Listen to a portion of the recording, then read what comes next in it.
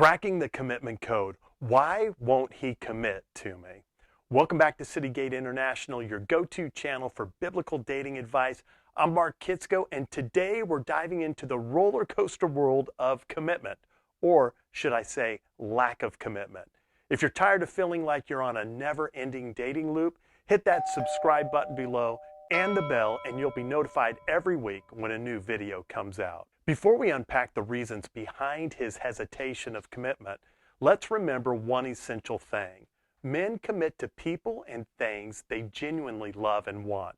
So if he's not committing, it's not some mysterious commitment phobia.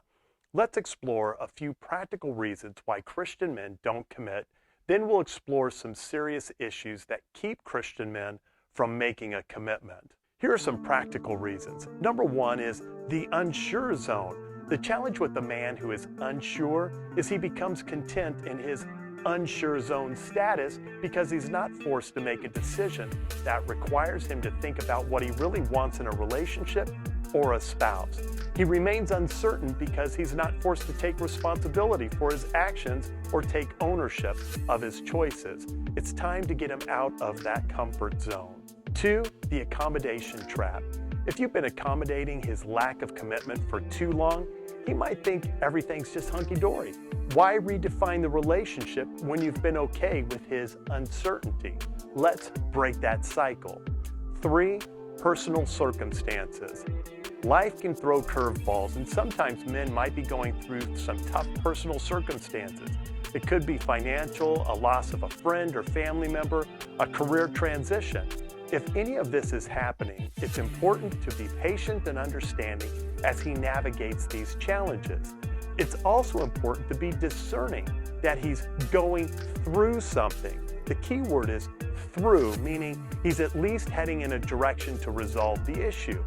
But if he's just using personal circumstances as an excuse, let him experience personal circumstances in the friend zone. It could be number 4, red flags. You might say it's commitment phobia and make excuses for his lack of commitment, but it is possible he's not committing because he sees potential red flags in you that he hasn't expressed. There may be some serious compatibility issues. In this case, be honest with yourself and don't ignore any of the puzzle pieces that aren't fitting together perfectly. Number 5, chemistry and compatibility. Like a puzzle, all pieces need to fit right for a lasting relationship. Sometimes he's taking his time to see if there's true chemistry and compatibility. This can be your spiritual lives or political beliefs. It could be things that you value in a relationship, like having children or not having children. Career goals, how you each spend money. Is one of you a saver and one of you a spender? Once he feels like things are clear, he'll make his intentions known. Now, here's where it gets tricky. There are some serious issues that you might overlook, and many women tend to overlook these clues to avoid the pain of the relationship ending and having to start over again. It's time to put on your detective hat and identify these clues. Clue number 1, differing expectations. Are you just dating for fun or dating for marriage? In the Christian world, we say there's only one reason to date, and that's marriage. You might agree with this statement, but it's not based in reality. There are other reasons people date, and that's for fun, companionship, convenience, not marriage. It's someone to pass the time with, in essence, a placeholder till the one comes along. If you've been dating a person for a while and the relationship doesn't seem to be moving in the direction you want it to, then it's not about a commitment. It's about him not seeing you as spouse material. Misaligned expectations can lead to incredible heartaches. Number 2, physical intimacy trap. The tricky territory of physical intimacy.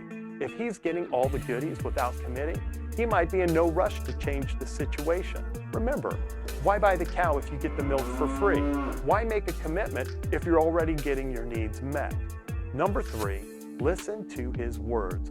When a guy says he's unsure or needs to spend more time or has commitment issues, he's waving a red flag in your face. Take his word at face value.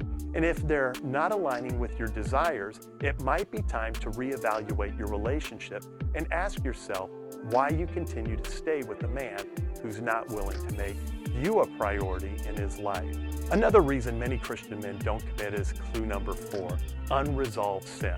Let me just say it, porn. It's one thing to talk about porn with your friends or celebrate recovery group to get help, but it's a whole nother issue to talk about your sexual struggles with the person you're dating.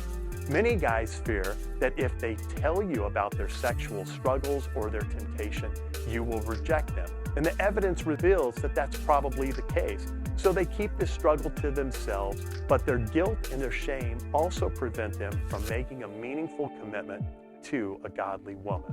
Now, let's clear some things up. You're not just looking for a nice man, but a good man. And here's the difference. A nice man might treat you well, but he will string you along without a commitment and keep you in the unsure zone because he doesn't want to do the hard thing and break up with you because he knows it will hurt your feelings. A good man, on the other hand, when he knows there is no future, he will end the relationship so he's not stringing you along. He understands that there is someone out there that God has for you and that God has for him. So he makes the hard decision to move on. Let me give you some tips if you find yourself in this confusing situation where commitment is an issue. Here are some tips to help you get clarity. Tip number 1, be honest with yourself. Take a step back and honestly assess the relationship. Are your expectations aligned? Are you both on the same page about where you want the relationship to be heading? Acknowledge any red flags or doubts you might have. Tip number 2, communicate openly. Have an open, honest conversation with your partner about your feelings and desires for the relationship. Express your needs for clarity and a commitment without putting pressure on the other person. Listen to their perspective. This is not the place to nag or pressure a person into defining the relationship. You don't want them to commit out of guilt or fear of losing you. This communication is just the time to understand their perspective and gain clarity if it is someone you want to keep around. 3, set boundaries. Establish healthy boundaries for yourself and communicate them kindly but firmly. Let your partner know what you need and expect in the relationship. This can help you avoid being taken for granted or being stuck in an uncertain situation. The challenge with boundaries is many people draw a red line in the sand that they don't really mean or intend to keep. Make sure if you establish a boundary that you have the courage to keep it. 4th, don't settle. Never settle for less than you deserve. If you're seeking commitment and a future together, don't settle for someone who isn't willing to meet you halfway. You are valuable and the right person will recognize that. To stay with someone who is unwilling to commit is settling for less, and you are worth more than that. 5, patience and grace. If your partner is going through a challenging circumstance, be patient and understanding. Offer grace and support while also setting healthy boundaries. However, know your limits and be cautious not to become an enabler. Number 6, seek support. Talk to trusted friends, family, or a counselor about your feelings and the situation. Getting an outside perspective can be helpful in gaining clarity and guidance. 7, focus on God. As a Christian, lean on your faith and seek God's guidance through prayer and Scripture. Trust that He has a plan for your life and will lead you to the right person and on the right path. Just because you have deep feelings for the other person doesn't mean that they are the one God has for you. Their lack of interest in a commitment is a sign that they are probably not the one God has for you. Pray for discernment and wisdom in this situation. Tip number 8, consider time limits. Set a reasonable time frame for yourself to see progress in the relationship. If things are not moving forward as you'd like, it may be time to reassess whether this relationship is the best fit for you. Know when to let go. If you've communicated your desires and boundaries but see no change, it might be time to let go.